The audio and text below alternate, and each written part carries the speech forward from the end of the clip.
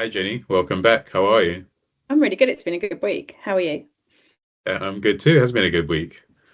Brilliant. So for this week, we're going to go over three reasons why marketing fails and see what value we can give to some of our audience. So Perfect. brilliant. So my first question is, when a business says their marketing isn't working, what do you think they really mean? Yeah, I mean, that's an interesting one, isn't it? I think ultimately businesses just take it on face value in terms of are they getting leads? Because, Yeah, of course, that's how things are measured. But often marketing isn't working is just looked at the very end result rather than yeah, taking that time to go very back to the beginning and see what's in place and see where it's gone wrong. I think it can be a very blanket expression, marketing isn't working. I often think, basic things aren't taken into consideration in that, such as does that mean a campaign? What does it mean marketing isn't working? Does it mean the website's down? Like it's such a, people use very broad generic terminology of marketing. And I think that's one of the biggest reasons why it doesn't work, if I'm honest. yeah, definitely. One of the things I always want to look at is the macro and micro. So Mm. what does the broader landscape for the business and how is the marketing or the audience that you're targeting? How is it behaving within that? And then the micro is the day-to-day actions or the tactics that you're using within your strategy, and if they actually are the right tactics to use, let alone Yeah, the definitely. strategy itself, actually. Yeah, 100%. We know how I feel about strategy. Indeed. So, is the failure then, is it usually the marketing itself, or would you say it's the leadership's expectation and what marketing is and what it can do? I think it's a whole bunch of things. I think you have to start off with most businesses don't have a strategy. They Yeah, have lots of activity, and I think we covered that the last couple of sessions. Lots of activity taking place, but not an actual strategy that is aligned with commercial growth targets, your sales teams, products or services, or your customer success if it's a service industry. Um, I think the strategy is a starting point. The second starting point is really thinking about your resource. I think there's this really strange expectation that a marketing person will be good at everything. They're going to be good at strategy, implementation, staying organized, writing content, producing great design, understanding digital, running digital campaigns. yeah, I've never met anybody in marketing that can do all of those things well. And I think there's a because the marketing probably because marketing has changed so much, I think probably people's expectation of what that involves hasn't kept up with it. So absolutely. marketing, when you were in a nappy, Alvin, marketing was really around, you got your postal email marketing comms out with a fax Yeah, back form, and you waited for the fax to come in with a fax backs. And then you had your sales floor. The salespeople got on the phones, and the only other types of marketing you probably did in B2B were trade advertising or trade shows. So it was a very different beast, and that obviously carries on in lots of guises until some companies still operate like that. They can see marketing as getting an email shot out, waiting for a response, phoning people that respond, but actually marketing has changed so much, how people make decisions, what stage or how much information they need before they'll get in touch with a company. All of that has changed, and as yeah, such the tactics around it has changed fundamentally.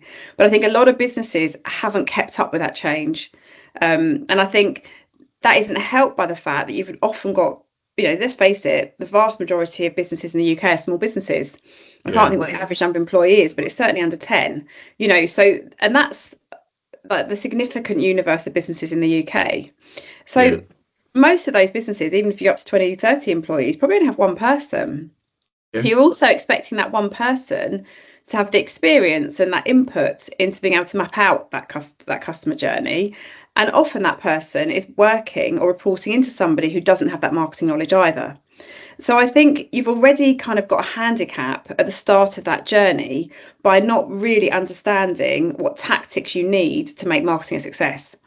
But if we take that a step further, I think let's assume you've got your marketing strategy. Let's assume you've resourced it properly. Probably not as much as you want because budgets are budgets, but it's yeah, okay resource, covers tick tick as best you can. or you're working with someone amazing like Nutcracker, of course. Don't tell me off for saying that, Alvin. I know we've got strict no promotion policy.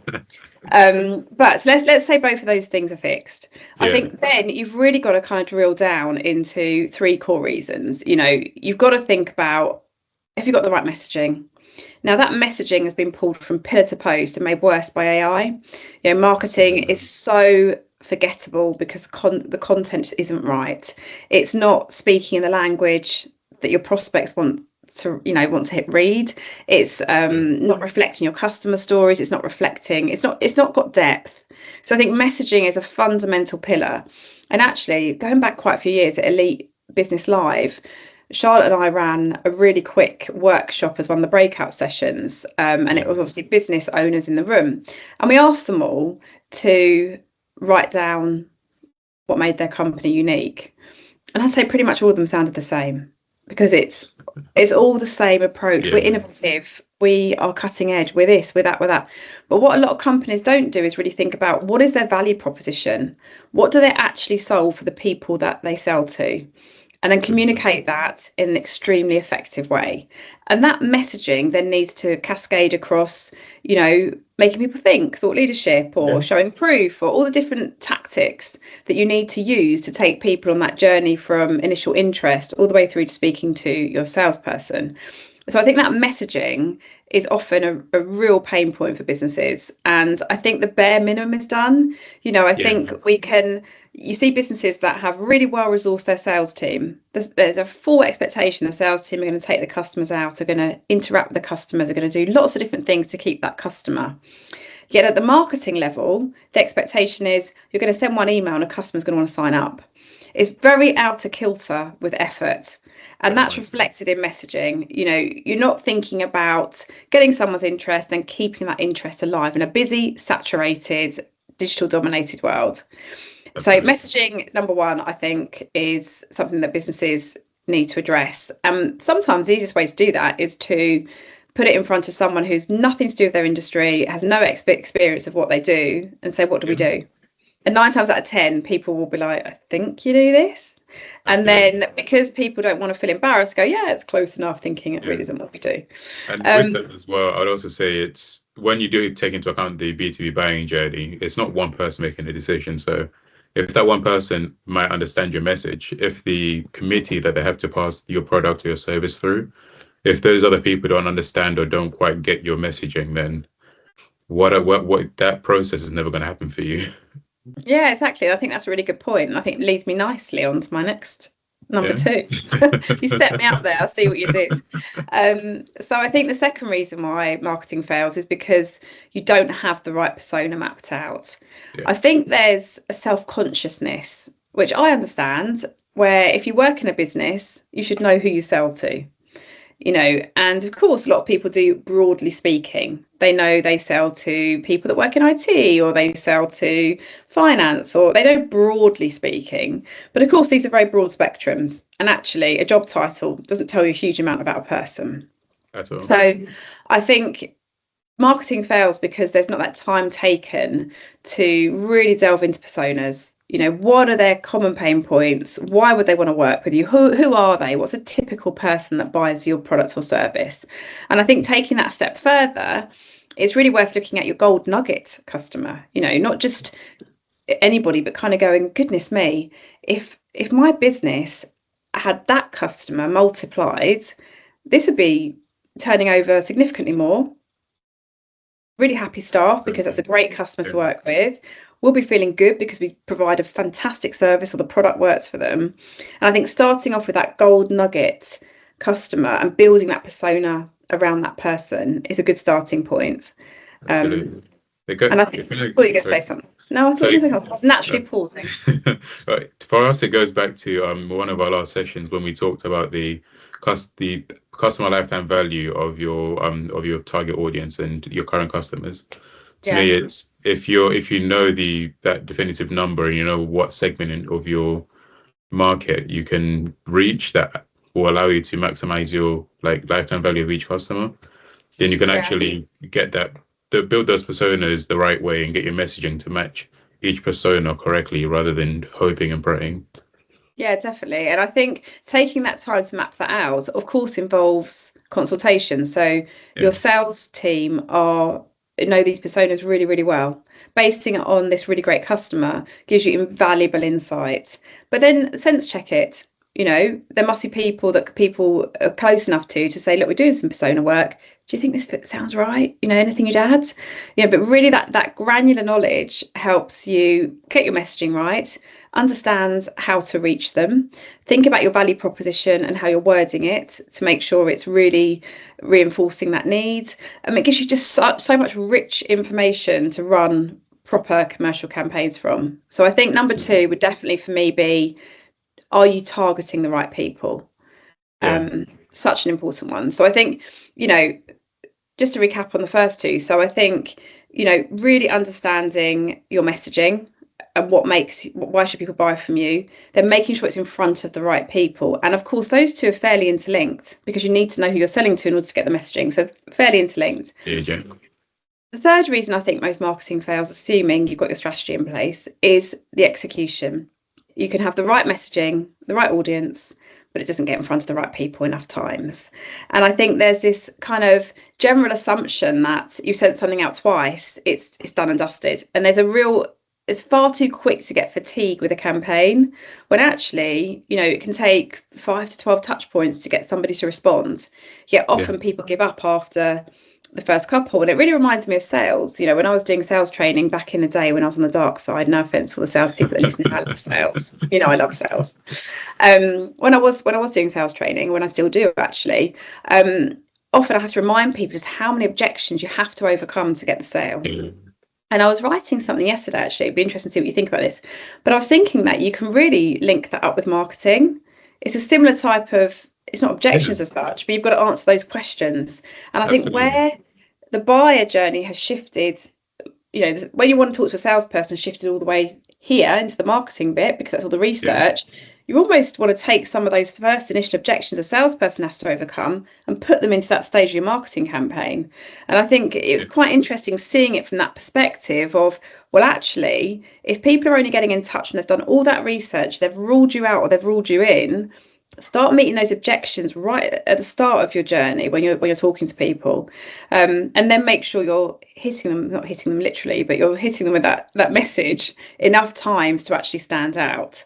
yeah, So I think it's quite interesting, like really matching up how people buy now with the execution, the momentum, taking people through the journey you've mapped out. And obviously, you know what I mean by this, but for people listening, that's really thinking about the top of the funnel, getting their interest, which of course your persona is invaluable for, yeah, then pulling them through so they're thinking, oh, you could be interesting, could be what I'm looking for. Actually having that proof, those case studies, that testimonials to then absolutely. really reassure.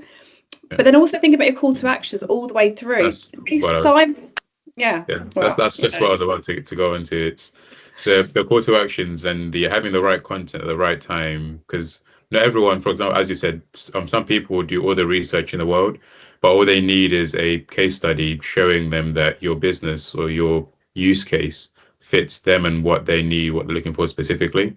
yeah. You can meet the criteria completely, but if they don't see themselves within your service or your product, then your competitor might just present the right information at the right time. So Yeah, yeah, 100%. And I think like if you use an example of really poor marketing, you'll get a cold email out the blue. yeah, And then you'll get a second follow-up which says, I haven't heard from you. And you're thinking, I don't yeah, see any voicemails on my phone. I don't see any real effort to ask me any questions to find out if this is of interest to me. And I think that goes back into this expectation that you're going to click your fingers and these leads are going to come flying in. absolutely. It's more of an art. It's like any skill. It's layered, it's Yeah, you have to actually learn it. And I think marketing almost, dare I say it, isn't given the respect it should be. And I think that's where people then think they have to rush campaigns out the door, quickly change the next campaign, not have time to analyse the statistics, and then just be beaten up by sales leads or by the business lead exactly. saying, well, where's the leads? And they're probably sitting there thinking, I'm doing what I can, I've got posts going, I've got email, but they're Yeah, kind of on their own in the wilderness trying to make it happen. Absolutely. And within that as well, it's one of the biggest flaws that I've seen is the how attribution is often forgotten about, if not disregarded completely. Because let's say, Mm. even if, for example, you get one good lead or you're getting people contacting you, but you can't attribute what channels they're coming from, what messaging's working, let alone if you're running ad campaigns, then if you don't know where the good stuff is coming from, how do you know where to better allocate your budget to then better piece everything together to drop what's not working, work with what is working. So Yeah, yeah, and you know what? It's frustrating, isn't it? You can feel that you're putting all this effort in and not getting what you need exactly. back. But sometimes that's where you need to be brave and you need to actually press pause, reset, review, start again, look at it. What worked? What didn't? Was it the wrong message, the wrong audience, not enough targeting? Did we have the right strategy? Have we got, and of course, we haven't even started here with the sales and marketing alignment, which are probably going to run out of time. Perhaps we need to talk about that next week. But, you know, that's where sales and marketing alignment really, really comes in and is important because obviously what I'm seeing when I go into businesses is, well, normally I'm actually there because there is a need to improve one aspect. But let's say we've worked with them for a while and it's working brilliantly. If you're still not getting those results, often that's because that baton is not being passed at the right time for sales to get Yeah, involved. You know, so I think that sales and marketing alignment is also a really critical piece as to why, absolutely. you know, so why marketing fails. Yeah, definitely. Especially when you take into account that some services are not necessarily instant need, but the intent the person's searching with needs to be addressed within on the same day or within 2 days, rather than someone coming back looking to the CRM, coming back in a week or in a month's time. By the time the person's already moved on to into a competitor. So Yeah, and I think yeah, that's a really good point, especially when you factor in that people are getting in touch when they've completed their research phase. exactly. Yeah, They've completed the consideration. They've thought, okay, I think this company is displaying enough trust. I think they offer what I want. I just need to double check. That's when they need that response. They may not have reached out. You know, they may be busy. Something else may have caught their attention, or a competitor might happen to have bumped into them at something and they've got in there first. But that's where certainly. you've got to read the data and think this person is interacting multiple ways. They are definitely looking into our product or service. You know, right, this needs a phone call, this needs direct outreach and sales. And I think that's where data comes in is so important. It's not just noise, it's Absolutely. what's It's the happening in these picture. campaigns. It's the picture. Yeah, Yeah, what can we learn from it? yeah, And I think that often doesn't take place. That pause to say, what can we learn from these statistics? You know, what can we tell? And actually, what should be the next thing we send these people based on their behavior of what they're interested in? And sometimes you've got to yeah, put that level of thought. And it goes back into what I was saying about the sales journey. You know, when I used to do sales from initial outreach to close, a lot of what we're talking about marketing got to do the work for was probably 3 or 4 interactions in. You yeah. know, so actually, what stage does sales jump in? You know, and actually making that clear across in that company and making those sales and marketing people aligned, the understandings there. Salespeople aren't being skeptical because it's not a lead coming through the window with a lovely gold bow. Actually Yeah. understanding that this data touch points mean someone is very interested and does need outreach. So I think it's a bit of an education piece as well of how sales and marketing teams work together. Absolutely. I mean, both sides have to know where they're coming from to begin with, because from a marketing perspective, as we said last week, a lot of times the marketing team just wants to know they're doing a good job. And if you can, from a marketing perspective, you can provide the sales team with a full picture to know, for the sales team to know what the person's doing and where they are on their journey, then the sales team really should be able to take that baton further and almost spoon feed that lead into the company, rather than going in with a hard sell or not understanding what's going on with that person to then take a wrong approach to lose the lead. Yeah, and I think sometimes that also you have to have a look at the ultimate business, who's leading the business. Yeah, Because I remember, I'm conscious we're going to run out of time, but I remember when I founded the business, you know, back in May 2014. And obviously we started working with Zano very early on. And one thing that Mark was amazing at was just having absolute positive belief in the power of brand building and giving that freedom just to be creative, come up with really good campaigns. And almost back in those early days, the sales result was secondary. And almost because of that, of course, we grew much quicker because we were focusing on getting it really right, being excited by what we were doing. It was really amazing. And actually, Mark played quite a big part in that, in not saying, where's the lead, where's the sales? It was very much, wow, we got recognised as the best marketing at that exhibition.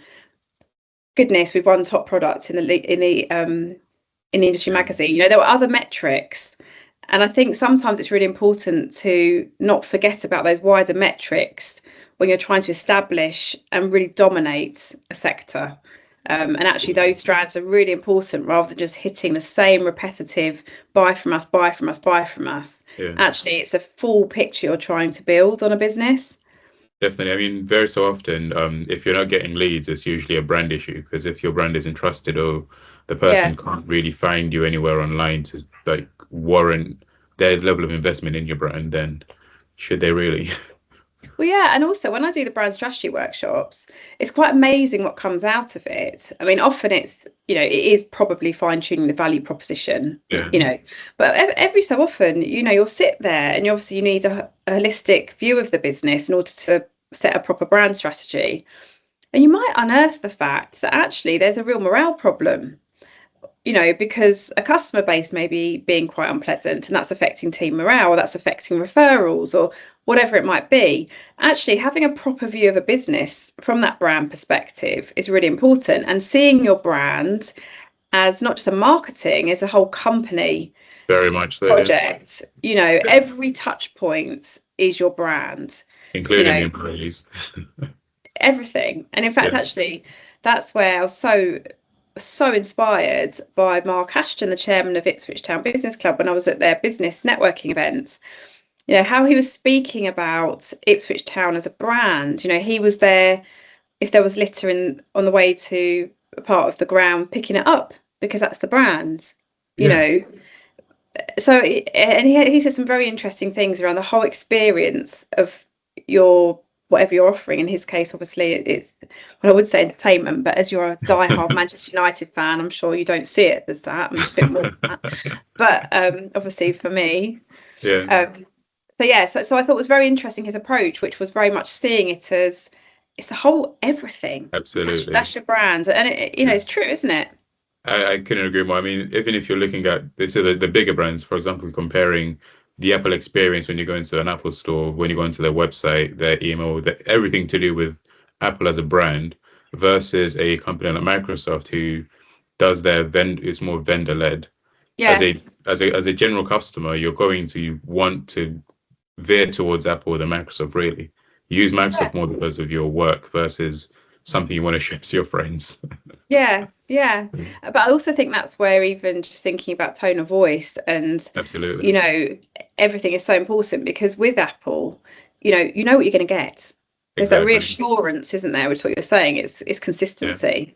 And I think that's often overlooked. And it goes, I don't know if we mentioned this or whether I was in another meeting, but when you've got this really slick first bit of marketing, it looks great, sounds great, that buyer's going, yeah, this is great. Reach out to the salesperson seems perfectly pleasant, likable. Yep, okay, that sounds good. They'll send through a document and it looks bloody awful. It's terribly designed, it's words everywhere, and all of a sudden that first sense of perhaps they're not right for me, exactly, the first bit of doubt is sown. And so I think it's really about thinking about, right, okay, your gold nugget customer, which I guess links back into what you were saying earlier about lifetime value. Yeah. What are they being sent? What impression are they getting? What are they seeing at all stages, including your onboarding documents and things like that? So, yeah, very interesting. It is. Brilliant. Well, thank you again for another great session. We'll come back next week and, we'll take it from there. Thank you. Thank you for keeping the momentum and keeping them going. I'm really enjoying them, and I hope people are. And if anyone is listening, do tell us what you think on our socials.